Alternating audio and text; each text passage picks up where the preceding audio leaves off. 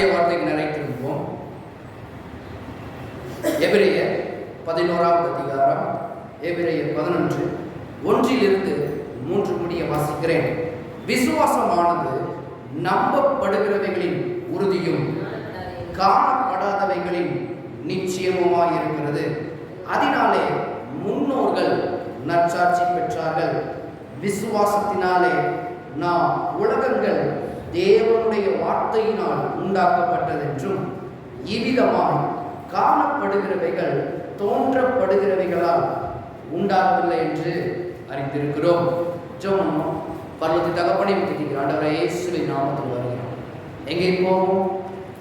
பிழைப்புக்கேற்ற வார்த்தை உம்மிடத்தில் என்று வாசிக்கிற ஆண்டவரே, நாங்கள் பிழைக்கத்தக்கதாக இந்த உலகத்திலே வெற்றியாய் வாழ ஆண்டவரே சகல கேள்விகளுக்கும் உம்மிடத்தில் வார்த்தை பதில் உண்டாண்டவரே. வார்த்தையின் மூலியமாக நீர் எங்களுக்கு பதிலை அனுப்பி கொடுக்கும்படி ஜெபிக்கிறோம். நீர் அமிதமாய் செய்கிறீர், அதற்காக இயேசுவின் நாமத்தில் பிதாவே, ஆமென். பாருங்க, விசுவாசத்தின் மறுபக்கம் என்ற தலைப்பின் கீழ் நிறைய காரியங்களை நாம் குறித்து பேச ஆரம்பித்துக் கொண்டே இருக்கோம். விசுவாசம் என்றால் என்ன? விசுவாசத்தின் வேலை எப்படி இருக்கிறது? பாருங்க, விசுவாசிக்கிறேன்னு சொல்றாங்க, ஆனா ஏது உண்மையான விசுவாசம்? நிறைய காரியங்கள் இருக்கிறது பாருங்க. அப்ப விசுவாசத்தை நாம் சரியாக கற்றுக்கொண்டால் பாருங்க, சடிதியினான உயர்வு நிச்சயமாக உண்டு. உயர்வு என்பது பாருங்க, தேவன் அளந்து வைத்திருக்கிறார். ஒரு சிலருக்கு பாருங்க இவ்வளவுதான், இல்ல இல்ல இல்ல. விசுவாசம் எவ்விதமாய் இருக்கிறதோ அவ்விதமாய் யார் விசுவாசத்தை மிகவும் நெருங்கி பிடிக்கிறார்களோ அவர்களுக்கு ஆட்டோமேட்டிக்கா வாழ்க்கையில தேவனுடைய வாய்ப்புகளும் பெருக்கங்களும் நாம் உண்டாவதை நாம் பார்க்கலாம். இன்று முக்கியமான ஒரு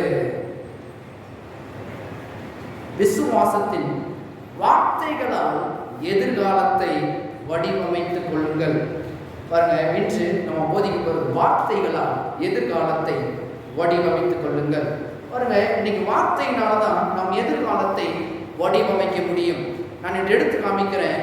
வேதம் அதை எப்படி போதிக்கிறது? பிதாவானவர் வார்த்தையின் மூலம் தான் வடிவமைத்தாரா? அவருடைய குமாரனும் வார்த்தையின் மூலம் தான் வடிவமைத்தாரா? அப்ப தேவனை நம்பி பாருங்க, தேவனுடைய பிள்ளைகளாய் இருக்கிற நாமும் வார்த்தைகளால் நம்முடைய வாழ்க்கையை உண்டாக்க முடியுமா?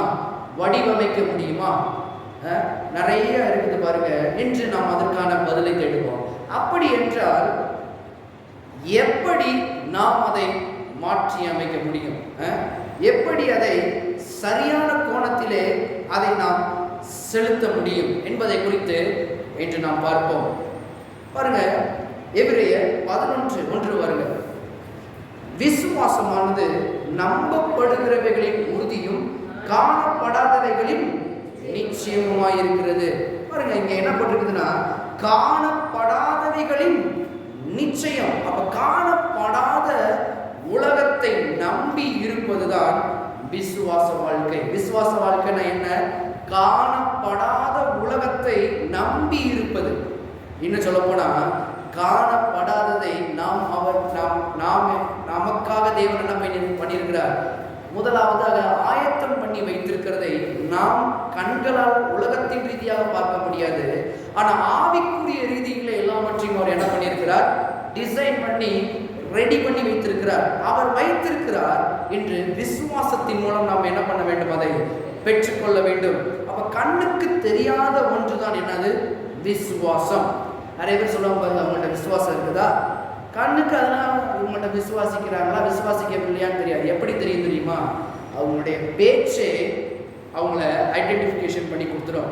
இவங்க விசுவாசிக்கிறாங்களா இல்லை விசுவாசிக்கலையா அப்படின்னு பாருங்க, அதை கண்டுபிடித்து விடலாம். அப்ப கண்ணுக்கு தெரியாத ஒன்று தான் விசுவாசம். பாருங்க, வேதத்தில் இங்க போதிக்கிறது 3வது வசனம் பாருங்க.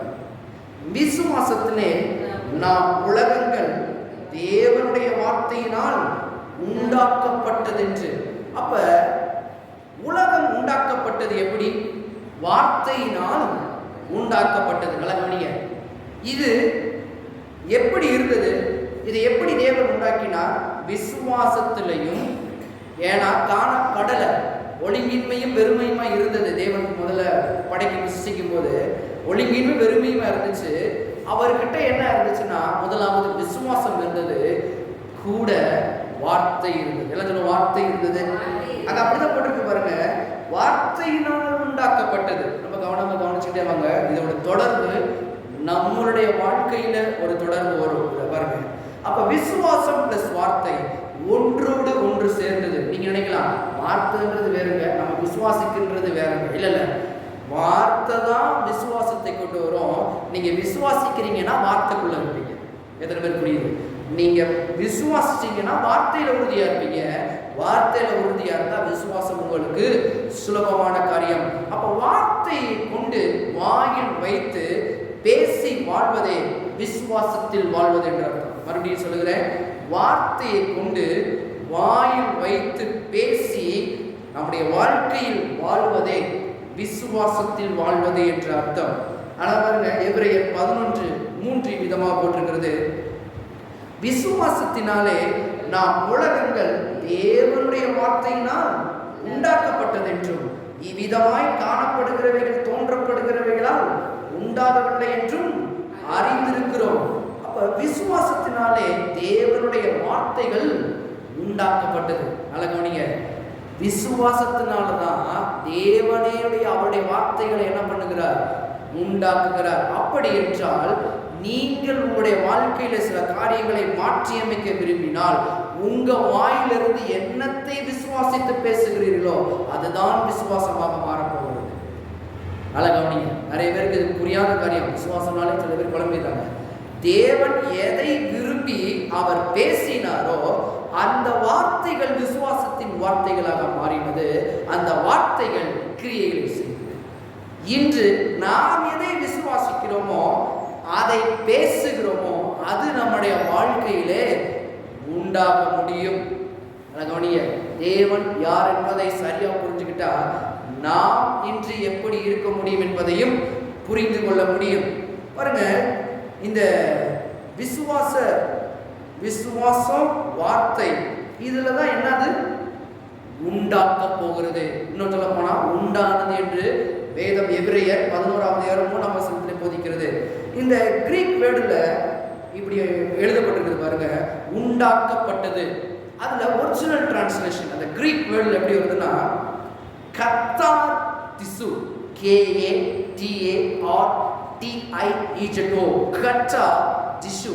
அப்படின்னா the design to put in order and frame. எப்படின்னா வார்த்தையினால் தேவன் என்ன பண்ணாரா? வடிவமைத்தார். நல்லா கவனிங்களே, உண்டாக்கப்பட்டது என்ற அர்த்தத்துக்கு கிரீக்ல எப்படி வருதுன்னா வார்த்தையினால் வடிவமைத்தார். அதனால சொன்னேன், உங்கள் எதிர்காலத்தை நீங்களே வடிவமைக்க முடியும். இதுதான் இன்னைக்குடைய தலைப்பே. நல்லா கவனிங்க. அப்ப அவர் என்ன பண்ணாருன்னா இல்லாததை வடிவமைக்கிறவர். அப்ப தேவன் எப்படிப்பட்டவர் என்பதை தெரிந்து கொள்ளுங்கள். அப்ப கர்த்தர் வார்த்தையை கொண்டு தேவன் உலகங்களை என்ன பண்ணாரா? வடிவமைத்தார். ஏன் இதை சொல்றேன்னா, தேவன் எப்படி செயல்படுகிறார்ன்றதை முதல் புரிஞ்சுக்கோங்க. பிதாவை குறித்து இப்ப பேசுகிறேன், அடுத்து இயேசு கிட்ட வரேன், அதுக்கடுத்து நாம் என்ன செய்ய வேண்டும் என்பதை வரேன். 3 ஸ்டெப் இருக்குது. முதலாவது தேவனை குறித்து இப்ப நாம் பார்க்கிறோம். அப்ப தேவன் எப்படி சிருஷ்டித்தாரா? கர்த்தர் வார்த்தையை கொண்டு தேவன் உலகங்களை வடிவமைத்தார். அப்ப நம்முடைய உலகத்தை அவருடைய வார்த்தையை கொண்டு நம்முடைய உலகத்தை மாற்றலாம். அன்னைக்கு எப்படி கர்த்தர் அவருடைய உலகத்தை எப்படி மாற்றினாரோ இன்னைக்கு நாமும் என்ன பண்ணலாம்? அதே போல மாற்றலாம். நாம் அதே போல வடிவமைக்க முடியும். அதுதான் பாருங்க, எது பேசுனா வார்த்தை தான் பேசு. திருப்புங்களேன், அவர் எப்படி வடிவமைத்தார் என்பதை பார்ப்போம். ஆதியாகமம் 1ஆம் அதிகாரம், ஆதியாகமம் 1:1-2-3 பாருங்க. ஆதியிலே தேவன் வானத்தையும் பூமியையும் சிருஷ்டித்தார். பூமியானது ஒழுங்கின்மையும் வெறுமையுமாய் இருந்தது. ஆழத்தின் மேல் இருள் இருந்தது. தேவ ஆவியானவர் ஜலத்தின் மேல் அசைவாடி கொண்டிருந்தார். 3வது வசனம், தேவன் வெளிச்சம்.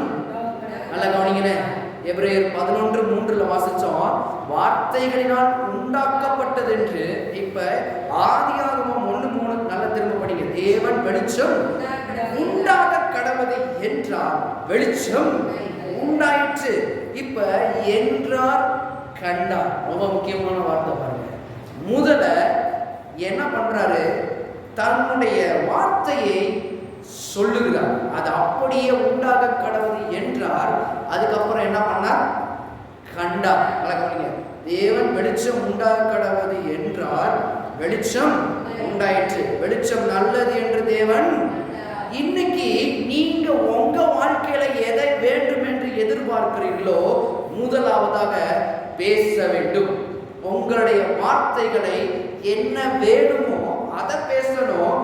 அதை பிறகு என்ன பண்ணலாம், நம்முடைய வாழ்க்கையில காண முடியும். அவர் முதலாவது காணல, ஆனால் அவருக்குள் இருந்தது வார்த்தை இருந்தது. இந்த வார்த்தையின் தேவன் வல்லமையாய் சொல்லுகிறார், வெளிச்சம் உண்டாக கடவுது என்றார். என்ன வேணுமோ அதை என்றார், அதை சொன்னார். பிறகு அதை அப்படியே கண்டார். எல்லாம் சொல்லுவோம், என்றார் கண்டார். ரொம்ப மனசுக்குள்ள நல்லா உள்ள போயிருப்பாரு, எதுகை முனையா இருக்கு. என்றார் கண்டார், நல்லா நாம வச்சுக்கோங்க. அப்ப முதலாவது நாம் என்ன வேணுமோ அதை என்ன வேண்டும் மனதில் எண்ணி அதை அப்படியே சொல்ல வேண்டும். சொன்னோம் என்றால் நம்முடைய வாழ்க்கையில அதை காண முடியும். அப்ப நல்லதை பார்ப்பதற்கு முன்னாடி நல்லதை பேசுகிறார். எப்படி வைக்கலாமா? அழகவனிங்க, நல்லதை பார்ப்பதற்கு முன்னாடி அழகவனிங்க, வெளிச்சம் நல்லதா கெட்டதா? நீங்க நைட்டு நேரத்தில் நீங்க போறீங்க, எங்கேயுமே தெருவிளக்கு எதுவுமே எரியலைன்னா போய் நம்ம உருப்படியா போய் சேவர முடியுமா? வீட்டுக்குள்ள எங்க விழுகிறோம், எங்க எது என்ன ஆகுறோமோ தெரியாது. ஏன்? வெளிச்சத்தை அதற்காகத்தான் தேவன் உண்டாக்கினார். அது எவ்வளவு நல்லதுன்னு இன்னைக்கு நம்மளை கேட்கும்போது நம்ம கண்டிப்பா தெரியும், உலகத்தார் கூட கேட்கும்போது தெரியும். வெளிச்சம் ரொம்ப நல்லதுங்க. 5 மணி 6 மணிக்கு மேலாச்சுன்னா என்ன பண்ணணும், வீட்டில் வெளிச்சம் வரணும்னா டியூப் லைட்டை போட்டே ஆகணும். வெளிச்சம் நல்லா இருக்கும், வெளிச்சம் நல்லது. அதே பாருங்க, இந்த வெளிச்சத்தை அவர் எப்படி பார்க்கிறார்னா, நல்லதை பார்ப்பதற்கு முன்னாடி இந்த வெளிச்சம்னா நல்லது, உங்களுக்கு நல்லதுன்னு தெரியும், குடும்பத்துக்கு நல்லதுன்னு தெரியும். பைக்கில் ஓட்டுறவங்களுக்கு வெளிச்சம் இருந்தால் தான் கரெக்டான பொசிஷன் டைரக்ஷனில் போய் சேர முடியும், அவருக்கு தெரியும். இதை எல்லாவற்றையும் மனதில் வைத்து தான் முன்னாடி நல்லதை பேசுகிறார். பேசுனது தான் இன்னைக்கு இந்த வெளிச்சம் உண்டாயிற்று. அப்ப முன்னாடி நினைப்பீங்க, நல்லதை பார்ப்பதற்கு முன்னால் நல்லதை பேசுகிறார். ஒருவேளை உங்க வீட்டில் நல்லது நடக்கணுமா, நல்ல காரியங்கள் மாற்றம் உண்டாக வேண்டுமா, அப்ப என்னதுன்னா நல்லதை பார்ப்பதற்கு முன்னாடியே என்ன பண்ணணும், நல்லதை பேச வேண்டும். அதான் பாருங்க, வீட்டில் கல்யாணமோ எது நடக்கும்போது என்ன சொல்லுவாங்க, அவசரமா பேசாது. உலகத்திலேயே சொல்றாங்க. ஏன்னா நல்லதை பேசிக்கிட்டே இருந்தோம்னா நல்லது முடிஞ்சிடும். எனக்கு தெரியும், சில வீட்டில் நான் போயிருக்கும்போது சண்டை போடுறதுக்குன்னே சில ஆட்கள் இருப்பாங்க. அவங்களெல்லாம் பார்த்தோன்னே சொல்லுவாங்க, இவன் வந்தாலே சண்டை போடுவான், இவனை என்ன பண்ண பிடிச்சி ஒரு இடத்த அடைச்சி வைங்க, சோறை மட்டும் கரெக்டாக கொடுத்துருங்க, கல்யாணம் முடிகிற வரைக்கும் இவனை என்ன பண்ண முடியாது, வெளியே விடாதீங்க. ஏன்னா அவன் வாய் அப்படிப்பட்ட வாய், இவன் வாய் அப்படிப்பட்ட வாய் அப்படின்பாங்க. ஏன்? நல்லதை பேசுறதுக்கு இன்னைக்கு மனுஷனுக்கு முடியலை. ஏன்னா அவன் எண்ணுகிறது பூரா என்ன எண்ணங்களா இருக்கிறது, தீமையை யோசிக்கிறான், தீமையை பேசுகிறான். நம்ம நினைக்கிறோம் அவரு அப்படிதாங்க பேசுவாரு, அவங்க அப்படிதாங்க பேசுவாங்க, ஆனா ரொம்ப நல்லவங்க. இல்லை இல்லை இல்லை, எண்ணுகிறதுனால அவர்கள் பேசுகிறாங்க. அப்ப ரொம்ப நல்லா கவனிச்சுக்க பாருங்க. அப்ப விசுவாசம் என்பது வார்த்தையின் மூலம் பேச வேண்டும். ஏனென்றால் அவரை வார்த்தையின் மூலம் தான் உண்டாக்குகிறார். அப்ப நாமும் அப்படியே அவருடைய வார்த்தையை கொண்டு பேசும் பொழுது நம்முடைய உலகம் மாறுகிறதா இருக்கிறது. அப்ப வார்த்தையை கொண்டு நாமும் வடிவமைக்க முடியும். அவர் எப்படி என்றார் கண்டார், அதே போல நாமும் என்ன வேண்டும், பேசுவதற்கு யோசிப்பதற்கு முன்னால் நல்லதை பேச வேண்டும். நல்லதை பார்ப்பதற்கு முன்னால் நல்லதை பேச வேண்டும். இன்னைக்கு உலகம் போய் வேற கையை கொடுத்துட்டு எப்படி இருக்குதுன்னு பாருங்க அப்படின்னு சொல்றதுக்கு முன்னாடி கொஞ்சம் யோசிக்கணும். அவன்கிட்ட போய் கையை கொடுத்துக்கிட்டு இருக்கிறத இல்லைன்னு அவன் என்னத்தையாவது வளர்றதுக்கு முன்னாடி நாமே நம்முடைய வாழ்க்கையின் நல்ல காரியங்களை எங்க வச்சிருக்கிறாரு, கையில வைக்கல, காதுல வைக்கல, மூக்குக்கு கீழே 1 இன்ச்சு கீழே நாக்குல வச்சிருக்க, வாயில வச்சிருக்க. சாம்பாஸ்ட் அழகா சொல்லுவாரு, ரொம்ப பெரிய ஒரு இயந்திரத்தை கொண்டு வந்து நம்முடைய வாழ்க்கையை டிசைன் பண்ணணும், வேற எல்லாம் பண்ண முடியாது. ஒன்றை பண்ணா போதும், வாயை சரிப்படுத்தினா வாழ்க்கை சரியாயிரும். அப்ப பாருங்க, இன்னும் கொஞ்சம் ஆழத்துக்குள்ள நம்ம போக போறோம். வார்த்தையில இதெல்லாம் நம்ம கேட்டிருக்கோம், இன்னும் கொஞ்சம் போகும். இப்ப ஆதியாகமம் 1ஆம் அதிகாரம் 3ஆம் வசனம் பாருங்க. தேவன் வெளிச்சம் உண்டாக கடவுது என்றால் வெளிச்சம் உண்டாயிற்று. அப்ப எது இருக்குதோ அதை என்ன பண்ணல? ஆண்டவர் பேசவில்லை. எது இல்லையோ அதை என்ன பண்ணுகிறார்? பேசுகிறார். இன்னைக்கு நாமும் எது இல்லையோ அதை என்ன பண்ண வேண்டும்? பேச வேண்டும். எதை விரும்புகிறீர்களோ, எது வர வேண்டும் என்று எண்ணுகிறீர்களோ. சில சமயங்களில் உங்களுக்கு சில காரியங்கள் எடுத்து நடத்த ஆரம்பிச்சிருப்பீங்க, வரது பூரா எப்படி ஒரு நெகட்டிவா வந்துச்சுன்னா நீங்க சொல்லணும், இயேசுவின் நாமத்தினால அது சரியா நடக்கும். அது எனக்கு முன்னால் சென்று கோலான வழிகளை செம்மையாகும். அது நிச்சயமா நல்ல காரியங்கள் முடியும். யாருக்கு நடக்குதோ இல்லையோ எனக்கு நடக்கும். பாருங்க, அதெல்லாம் பாருங்க, நாமே நமக்கு எல்லாவற்றையும் செய்ய முடியும் என்று தேவன் அப்படி நம்மளை டிசைன் பண்ணியிருக்கிறார். வேண்டும் என்றால் நான் சொல்லுகிறேன், எப்படி பண்ண முடியும்? அதுக்கு சங்கீதக்காரன் தாவீது சொல்றான். சங்கீதம் 45ஆம் அதிகாரம், சங்கீதம் 45, சங்கீதம் 45, சங்கீதம் 45 பாருங்க. அதனாலதான் நம்ம விசுவாசத்தை ரொம்ப பிடிக்கணும் பாருங்க. அதனாலதான் அந்த விசுவாச வார்த்தைன்றது ரொம்ப முக்கியம். இங்க இருந்து பெரியார்ல இருந்து டக்கு நீங்க வரீங்கன்னா, வாணியர் 1ஆவது தெருவில் இருக்குது.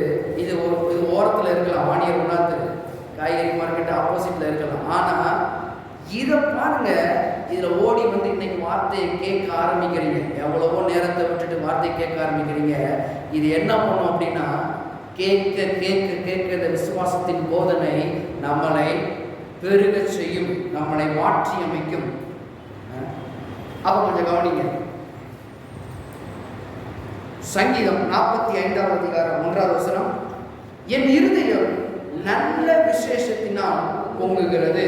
நான் ராஜாவை குறித்து பாடின கவியை சொல்லுகிறேன். என் நாவு விரைவாய் எழுதுகிறவனுடைய எழுத்தாணி. இங்க பாருங்களேன், என் நாவு விரைவாய் எழுதுகிறவனுடைய எழுத்தாணி. எழுத்தாணினா என்னது? பெண். நீங்க எழுதிக்கிட்டு இருக்கிறீங்க, எதுக்கு எழுதுறீங்க? நான் என்ன சொல்றேன் அப்படின்றத, தேவன் வார்த்தை என்ன இருக்குதுன்னு அதை எழுதி ஞாபகம் வச்சு திரும்ப திரும்ப படிக்கிறதற்காக என்ன இருக்கிறது என்பதை. அதே போல நம்முடைய நாக்கு ஒரு பெண் மாதிரி செயல்படுகிறது.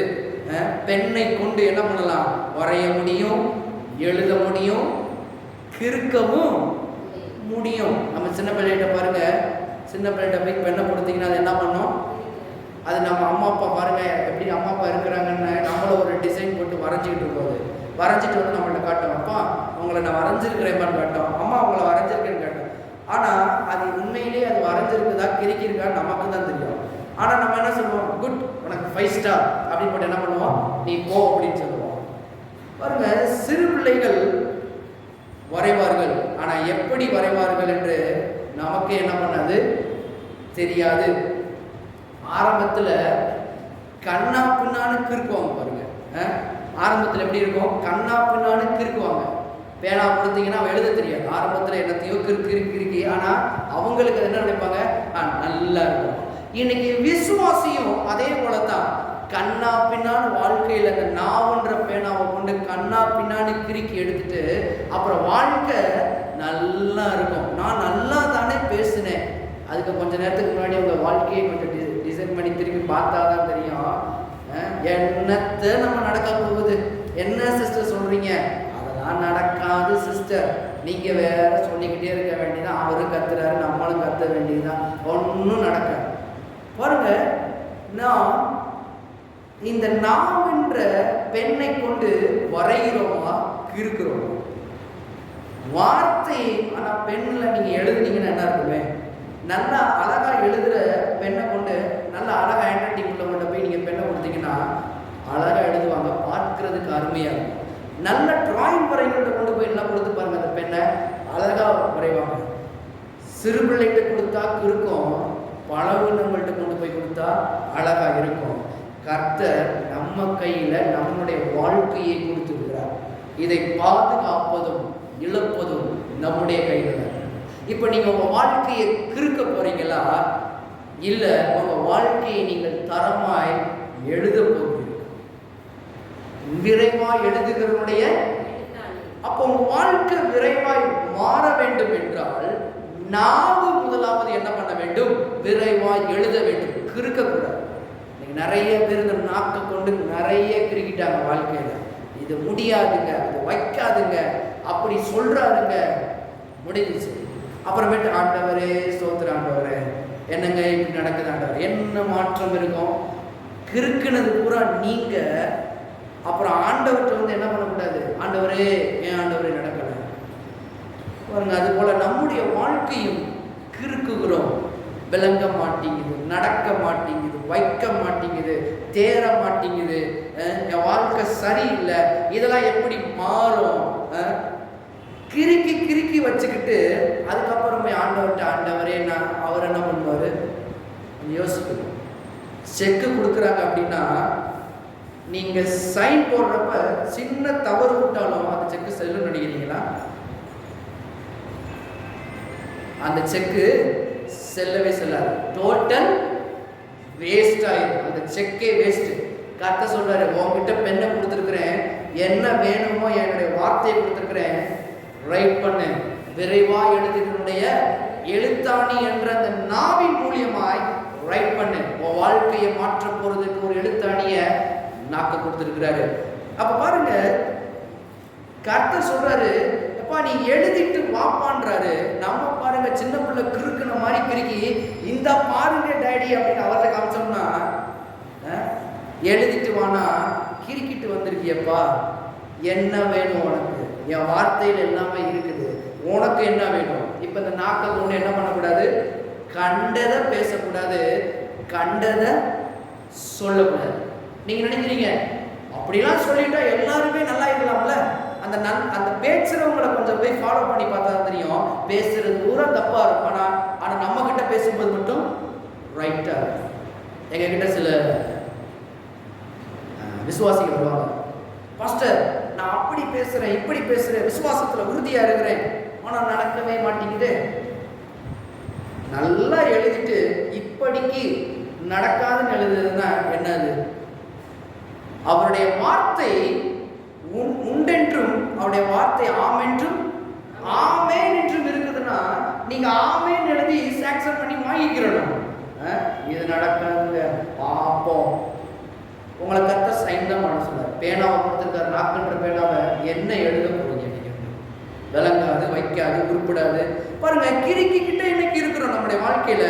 கத்த சொல்றாரு, நீ வரைந்து கொண்டு இருன்ற நல்ல டிசைன் அப்பா, என் வாழ்க்கை எப்படி இருக்கும், என் குழந்தை எப்படி இருக்கும், என் தொழில் எப்படி இருக்கும், நான் பண்ணுகிற எல்லா வேலையும் எப்படி இருக்கும், நீ பாரு, நீ டிசைன் பண்ணு, நீ எழுது. எப்படி எழுத போறோம்? இந்த நாக்கின் மூலியமா எழுத போகிறோம். ஆவி உலகத்துல வார்த்தைகள் எழுதப்பட்டு கொண்டிருக்கிறது. அப்ப ரொம்ப கவனமா இருக்கணும் பாருங்க. அப்புறம் பாருங்க, ஆரம்பத்துல கிறுக்கலாம். சின்ன பிள்ளை பாரு கிரிக்கிட்டு வந்து, அம்மாப்பா உங்களை வரைஞ்சிருக்கிறேன் டேடி அப்படின்னு காட்டுது. ஆனாலும் அதுக்கு என்ன பண்றோம்?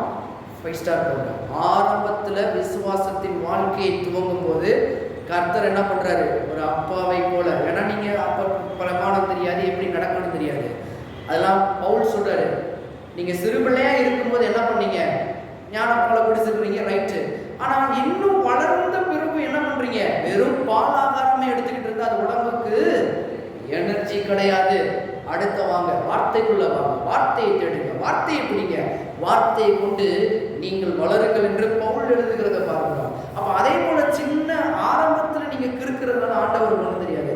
ஆனா போக போக போக விசுவாசத்தின் வார்த்தைகளை கேட்டு, விசுவாசத்தின் போதனையை கேட்டு, தேவனுடைய வார்த்தையை சரியாய் புரிந்து கொண்டு நாம் நடப்போம் என்றால் நம்மளுடைய வாழ்க்கையில நாம் சரியானவற்றை நாம் என்ன பண்ணலாம்? மாற்றி அமைக்கலாம், டிசைன் பண்ணலாம். அப்ப அடுத்த மாதத்திலிருந்து எல்லாம் மாறும். நான் சொல்றேன், இனி வரைக்கும் தேராது, நடக்காது, வைக்காது நீங்க சொல்லியிருக்கிறீங்களா? நான் சொல்றேன், இந்த பெண்ணை கொஞ்சம் டிசைன் பண்ணீங்கன்னா, எழுதுறத கொஞ்சம் அழகாக்குனீங்கன்னா, எந்த சைனை கரெக்டாக போடணுமோ அந்த சைனை பார்த்து கரெக்டாக போட்டிங்கன்னா, கிறுக்கிறதெல்லாம் விட்டுட்டு இனி டைரக்டாக வார்த்தையை பேச ஆரம்பிச்சிங்கன்னா, நான் சொல்றேன் அடுத்த மாதத்துல இருந்து சரியாயிடும். உங்களுக்கு தெரியுமா, சின்ன பிள்ளை எழுத்து அழகாக வரலன்னா இப்போ ஹேண்ட் ரைட்டிங் கிளாஸ்னே வந்துருக்கு. என்ன பண்ணுவோம், கொண்டு போய் ஒரு 4 லைன் மட்டும் கொடுத்துருவாங்க. அதில் ஏ எழுதிக்கிட்டே இருக்கணும், பி எழுதிக்கிட்டே இருக்கணும். எழுது எழுது எழுத பார்த்தீங்கன்னா ஒரு 2 மாதம் கழிச்சு அந்த பிள்ளையுடைய ஹேண்ட் ரைட்டிங் எப்படி வரும், அழகாக. கர்த்தர் சொல்கிறாரு, நீ தான் என்ன பண்ணணும், ஒர்க் அவுட் பண்ணணும். இன்னைக்கு கர்த்தர் எல்லாத்தையும் வச்சிருக்காருன்னா நான் சொல்கிறேன், எல்லாரும் எப்படி இருக்கணும், நல்லா இருக்கணும். ரொம்ப ஆச்சரியமான காரியங்கள் வாழ்க்கை நடக்கணும். ஏன் நடக்கல, மாறி மாறி பேசுகிற வார்த்தையினால உங்க வாழ்க்கை மேன்மை அடையாது. அப்ப தேவையானது என்ன, தேவனுடைய வார்த்தையில சொல்யூஷனை பேச வேண்டும். என்ன வேணுமான அதை பேச வேண்டும். அப்ப பிரச்சனைகளை மட்டும் சொல்லக்கூடாது. நம்ம நினைக்கிற பிரச்சனைகளை மட்டும் சொன்ன போது அதுதான் பதில். இல்ல இல்ல இல்ல இல்ல, கர்த்தருடைய வார்த்தையை என்ன வேண்டும், சொல்ல வேண்டும். எப்படி இருக்கு தெரியுமா, ரத்தத்தினாலே இன்னைக்கு எழுதி கொடுத்துட்டாரு. செக்குன்றது ரத்தம் மாதிரி எழுதி கொடுத்துட்டாரு பாருங்க. இப்ப எல்லா ஃபார்மும் ரெடியா இருக்குது. பிளாங்க் செக் உங்களுக்கு கொடுக்குறாரு. இப்ப நீங்க என்ன பண்ணுவீங்க, இந்த பிளாங்க் செக்ல நீங்க எவ்வளவு வேணுமோ நீங்க தான் ஃபில்அப் பண்ணணும். இப்ப கர்த்தர் சொல்றாரு, என் நாமத்தினாலே ரத்தத்தினாலே எழுதி கொடுத்து விட்டேன். இப்ப அவருடைய செக்க அவருடைய நாமத்தை கொண்டு என்ன பண்ணலாம், எடுத்துக்கொள்ளலாம். இயேசுவின் நாமத்தினால இது எனக்கு தேவை. விசுவாசம் தேவை, ஐஸ்வர்யம் தேவை, பாருங்க குடும்பத்துல சந்தோஷம், சமாதான, நிம்மதி தேவை. கர்த்தர் அதைத்தான் விரும்புகிறார், நாமும் அதைத்தான் விரும்புகிறோம். இப்ப கர்த்தர் உங்ககிட்ட கொடுத்துட்டாரு. கர்த்தர் சொல்றாரு, எழுதுங்க, வாக்கு தத்தங்களை தேவன்ட்ட சப்மிட் பண்ணுங்க. இந்தாங்க ஆண்டவரே, நீங்க இப்ப அழகா எழுதி அவர்கிட்ட கொடுத்தீங்கன்னா, கிறுக்காம கொடுத்தீங்கன்னா தேவன் எப்படி கொடுப்பாரு, நிச்சயமா எதுக்கு என்ன பண்ணுவாரு, நம்ம அப்பானா 5 ஸ்டார் கொடுப்பாரு. ஆனா அந்த அப்பானா இருக்கிறதுலயே பெஸ்ட் உங்களுக்கு என்ன பண்ணுவாரு, நீ என்ன கேட்குறீங்களோ அதை உங்களை என்ன பண்ணுவாரு, கொடுப்பார். அப்ப என் வார்த்தைகளினாலே என் வாழ்க்கையை டிசைன் பண்ணி கொண்டு இருக்கிறோம். எல்லாம் சொல்லுவோம், என் வார்த்தைகளினாலே என் வாழ்க்கையை நான் டிசைன் பண்ணி கொண்டு இருக்கிறேன்.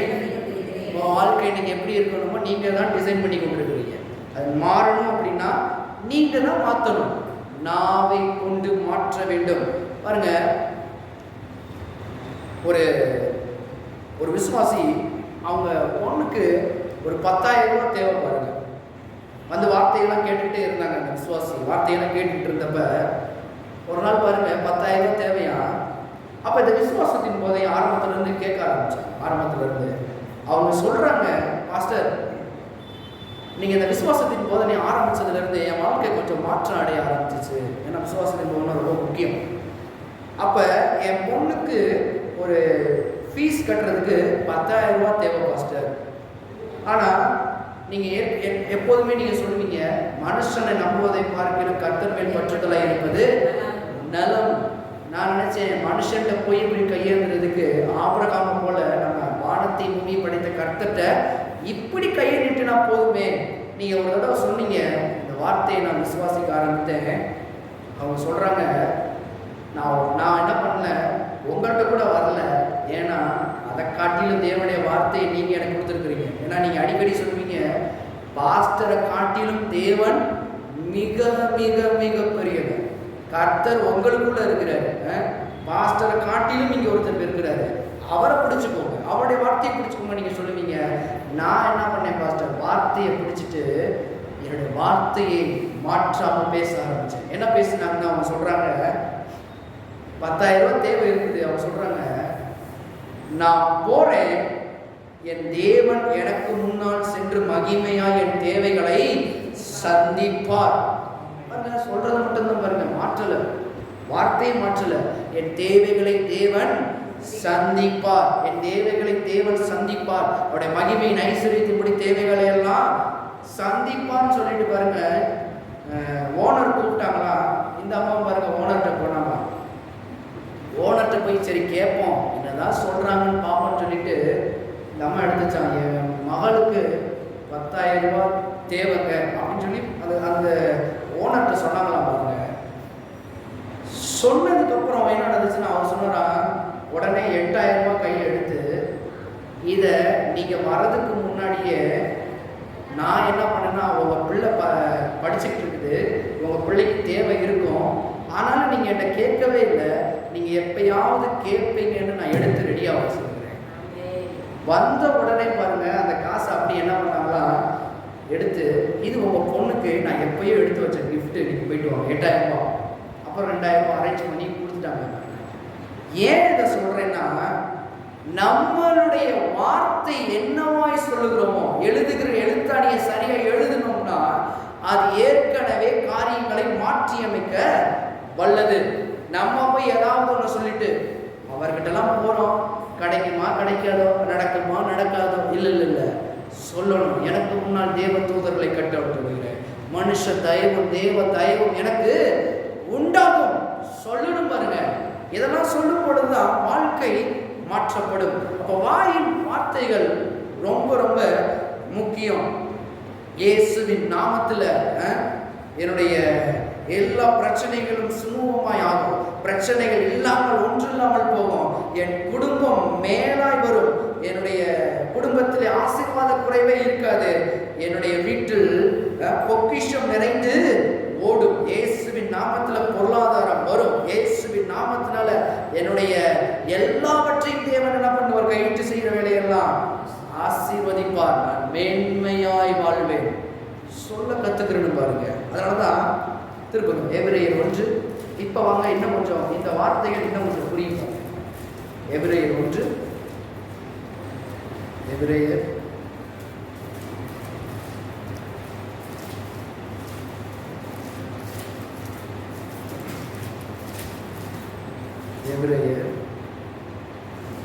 1:1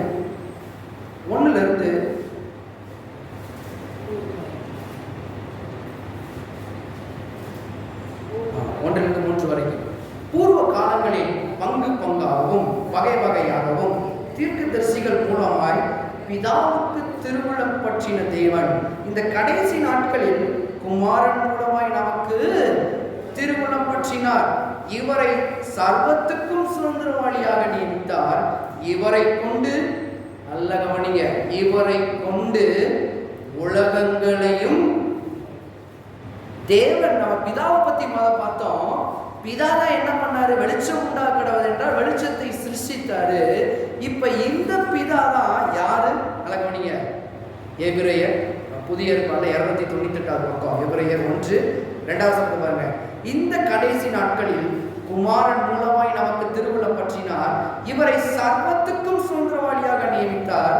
இவரை கொண்டு உலகங்களையும், அப்ப வார்த்தையும் இயேசுவும் ஒன்று, மாறாத ஒன்று. யோவான் 1:1 சொல்லுகிறது, ஆதியிலே வார்த்தை இருந்தது, அந்த வார்த்தை தேவனாய் இருந்தது. இப்ப தேவனுக்கு என்ன தேவைப்பட்டது, வார்த்தை தேவைப்பட்டது. இப்ப இயேசுவும் எப்படி சிருஷ்டிக்கப்பட்டாரா, வார்த்தையாக சிருஷ்டிக்கப்பட்டார். 3வது வசனம் பாருங்க. இவர் அவருடைய மகிமையின் பிரகாசமும் அவருடைய தன்மையின் சொரூபமாய் இருந்து சர்வத்தையும் தம்முடைய வல்லமையுள்ள வசனத்தினாலே தாங்குகிறவராய் இருக்கிறார். அப்ப பிதாவை, இயேசு கிறிஸ்துவை பார்த்து கற்றுக்கொள்கிறோம். இன்னைக்கு பிதா எப்படி இருக்கிறார்னா, யாரை பார்த்து கற்றுக்கொள்கிறோம், இயேசுவை பார்த்து கற்றுக்கொள்கிறோம். இயேசு எப்படிப்பட்டவர், இயேசு அன்பாய் இருக்கிறார், இயேசு எல்லாவற்றையும் குணமாக்குகிறவராய் இருக்கிறார், அன்பே நிறைந்த தேவன் ஒருவர் இருக்கிறாரு. இப்ப பிதாவை பார்க்கணும்னா யாரை பார்க்கணும், நாம் இயேசுவை பார்க்க வேண்டும். இப்ப 3வது வசனத்தை பாருங்க. இவர் அவருடைய மகிமையின் பிரகாசமும் அவருடைய தன்மையின் சொரூபமாய் இருந்து சர்வத்தையும் தம்முடைய வல்லமையுள்ள வசனத்தினாலே தாங்குகிறார். இவர்கிட்டையும் அந்த மாற்றம் இல்லை, இவரும் வசனத்தின் மூலமாகத்தான் காரியங்களை நடக்கிறார். அர்த்தம் பாருங்க, தம்மாலே தாமே நம்முடைய பாவங்களை நீக்கும் சுத்திகரிப்பை உண்டு பண்ணி உன்னதத்துள்ள மகத்துவமானவருடைய வலது பாரசத்திலே உட்கார்ந்தார். அப்ப வசனத்தினாலே தாங்குகிறார். இப்ப இயேசுவும் எப்படி இருக்கிறார், வசனத்தினால் சகலத்தையும் தாங்குகிறவராய் இருக்கிறார். அழகவனிங்க, பிதா வசனத்தின் மூலமாய் உண்டாக்கினார், வசனத்தின் மூலமாக தான் இந்த உலகங்கள் உண்டாயிற்று நாம் பார்த்தோம். இப்ப இயேசுவும் எப்படி இருக்கிறார், வார்த்தையின் மூலமாகத்தான் என்ன பண்ணுகிறார், தாங்குகிறவராய் இருக்கிறார். அப்ப வார்த்தையின் வல்லமையினாலே பிதாவை வார்த்தையினால் சிருஷ்டித்த தேவன் இன்று பாருங்க, இயேசுவும் வார்த்தையினால் உருவாக்கப்பட்டு இப்ப வார்த்தையினால் அவரும் என்ன பண்ணுகிறார்?